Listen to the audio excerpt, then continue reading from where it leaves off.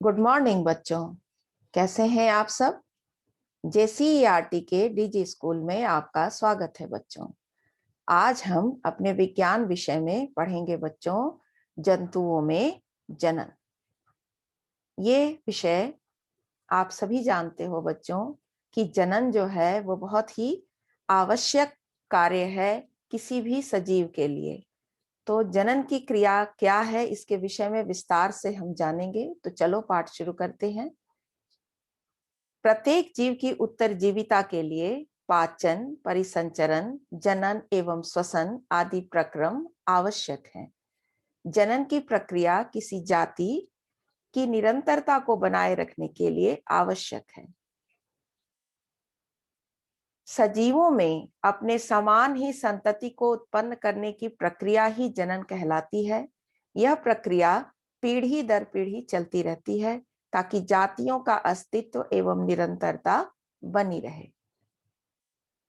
जनन की क्रियाओं में बच्चों दो तरह के हम जनन को जानेंगे। पहले वैसे जीव जो अंडे देते हैं और वैसे जीव जो सीधे डायरेक्ट बच्चे को जन्म देते हैं, अंडे नहीं देते। तो जरायुज यानी विविपेरस वे जंतु हैं जो अपने जैसे शिशु को जन्म देते हैं। जरायुज जंतु कहलाते हैं, जैसे मनुष्य है, गाय है, कुत्ता है, हाथी है, बिल्ली है। ये सभी अपने समान ही जंतुओं को जन्म देते हैं। दूसरा है बच्चों अंडप्रजक, जिसे ओविपेरस कहते हैं। वे जंतु जो अपने जैसे शिशु को जन्म न देकर अंडे देते हैं अंडप्रजक कहलाते हैं, जैसे कौवा है, मुर्गी, बतख, मैना इत्यादि। जनन की जो विधियां हैं बच्चों, तो जंतुओं में जनन की मुख्य रूप से दो विधियां हैं। एक है अलैंगिक जनन और दूसरा है लैंगिक जनन। आज हम लोग सबसे पहले अलैंगिक जनन यानी एसेक्सुअल रिप्रोडक्शन के बारे में जानेंगे। तो जनन की वह विधि जिसमें एक जनक के द्वारा बिना निषेचन के ही केवल समसूत्री विभाजन द्वारा विभाजित होकर नई संतति उत्पन्न करने की प्रक्रिया को अलैंगिक जनन कहते हैं। इसमें उत्पन्न होने वाली संतति जनक के एकदम समान अर्थात आनुवांशिकी एवं आकारिकी रूप से समान होती है, जिन्हें हम क्लोन भी कहते हैं। तो बच्चों एसेक्सुअल रिप्रोडक्शन में आपको जनन अंगों की आवश्यकता नहीं होती है। जैसा कोशिका है वो बिल्कुल अपने ही जैसा दूसरी कोशिका को जन्म देकर एक से दो कोशिकाओं में परिणित हो जाता है। इसी क्रिया को हम अलैंगिक जनन भी कहते हैं। अलैंगिक जनन को हम कायिक जनन भी कहते हैं। अलैंगिक जनन के क्या लाभ हैं उसे हम अब जानेंगे बच्चों। अलैंगिक जनन केवल असूत्री या समसूत्री विभाजन के द्वारा ही होता है। अलैंगिक जनन जीवों को दूर तक फैलने में मदद करता है। केवल एक जंतु ही बहुत अधिक संततियों को पैदा कर सकता है। अलैंगिक जनन में केवल एक ही जनक भाग लेता है और यह प्रजनन की एक विधि है बच्चों। तो अलैंगिक जनन में बिल्कुल अपने समान जीवों को उत्पन्न कर सकते हैं, आसानी से बहुत सारी संख्या में उत्पन्न कर सकते हैं, और समसूत्री यानी जितना संख्या गुणसूत्र एक कोशिका में है उतनी ही संख्या उसके संतानों में भी होगी बच्चों। और इसके क्या हानियां हैं अलैंगिक जनन के उसे भी हम जान लें। अलैंगिक जनन से बने जीवों में वातावरणीय परिवर्तनों के प्रति तीव्र अनुकूलन की क्षमता नहीं होती है। अलैंगिक जनन में युग्मक संलयन नहीं होता, इस कारण इस विधि से बनी संतानों में अनुवांशिक पुनर्योजन तथा विभिन्नता नहीं पाई जाती। तो चूंकि लैंगिक जनन में माता पिता दोनों के गुण आकर मिलते हैं, इसीलिए उनमें बहुत सारी विविधताएं देखने को मिलती हैं, बहुत सारे नए कैरेक्टर्स मिलते हैं बच्चों। जबकि अलैंगिक जनन में ऐसी बात नहीं होती है, क्योंकि अगर इसमें कोई किसी को कोई रोग है बच्चों तो वो रोग फैलता ही जाएगा, वो खत्म नहीं हो पाएगा। जबकि लैंगिक जनन में इसको हम रोक पाने में सक्षम हो सकते हैं। तो ये सभी कुछ हानियां हैं। अब हम पढ़ेंगे अलैंगिक जनन में जो मुख्य रूप से दो तरह के अलैंगिक जनन के बारे में हमें जानना है। पहला है बच्चों मुकुलन। मुकुलन कहते हैं बर्ड को या अंकुर को, है ना।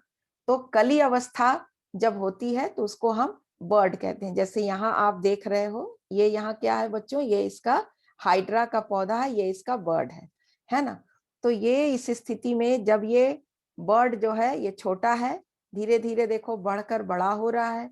जब पूर्ण रूप से बड़ा हो जाता है तो ये अपने मदर प्लांट से अलग हो जाता है और फिर से ये अपना एक नया जीवन चक्र चालू कर सकता है। ये फिर से अपने जैसे नई संतति को पैदा कर सकता है।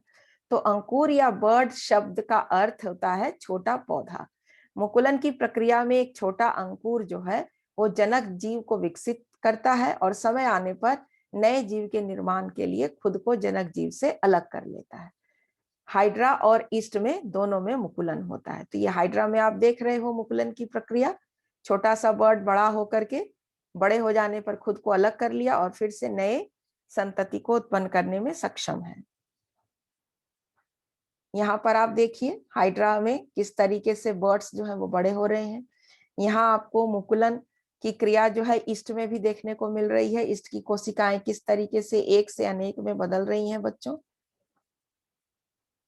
यहाँ पर हम ईस्ट का रिप्रोडक्शन भी देखेंगे। ये ईस्ट का एक सेल है। इसमें देखो इसका जो केंद्रक है वो धीरे धीरे बेलनाकार आकार में लंबा हो जाता है।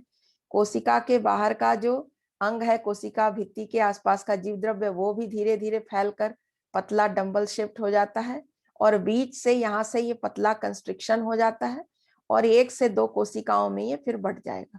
तो ये इसके ऊपर एक कली बन गई, फिर यही कली बड़ा होकर इससे दूसरी कली का निर्माण होगा और तीसरी। इस तरीके से बहुत सारे चेन ऑफ बर्ड्स का निर्माण जो है वो ईस्ट में होता है बच्चों।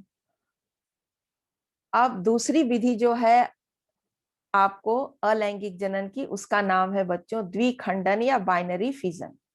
तो द्विखंडन में एकल जनक कोशिका पूरी तरह से विकसित होने वाले बिंदु पर पहुंचकर एक दूसरे हिस्से में बढ़ जाती है और इस प्रक्रिया में विभाजन के बाद जनक कोशिका समाप्त हो जाती है और 2 नए जीवों का जन्म होता है।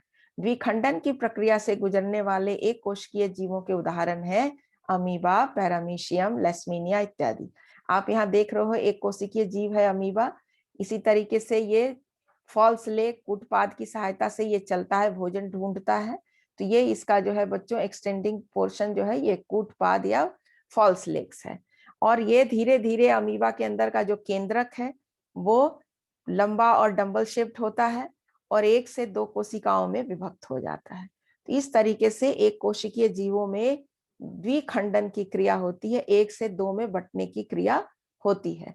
तो अमीबा जो है वो एक कोशिकीय जीव है और प्रजनन से पहले अमीबा जो है वो आपको गोलाकार आकृति धारण कर लेता है और फिर इसके अंदर का केंद्रक जो है वो बड़ा हो जाता है और धीरे धीरे ये केंद्रक इस तरीके से देखो डंबल शेप्ड आकार में, डमरू के आकार में 2 दिशाओं में बढ़ जा रहा है, बीच में पतला हो जाता है और कोशिकाएं भी बीच से पतली होने लगती हैं और फाइनली जब ये 2 केंद्रक अलग हो जाते हैं तो कोशिकाएं भी 2 भागों में विभक्त हो जाती हैं और 1 से 2 अमीबा जो है वो तैयार हो जाता है।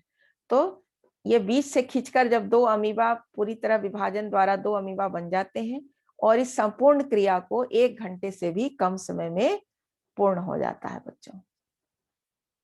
अब आपसे मैं कुछ सवाल जानना चाहती हूँ जो आपने छोटा सा चैप्टर पढ़ा अलैंगिक जनन। तो सजीवों में पीढ़ी दर पीढ़ी निरंतरता के लिए निम्न में से कौन सा प्रक्रम आवश्यक है?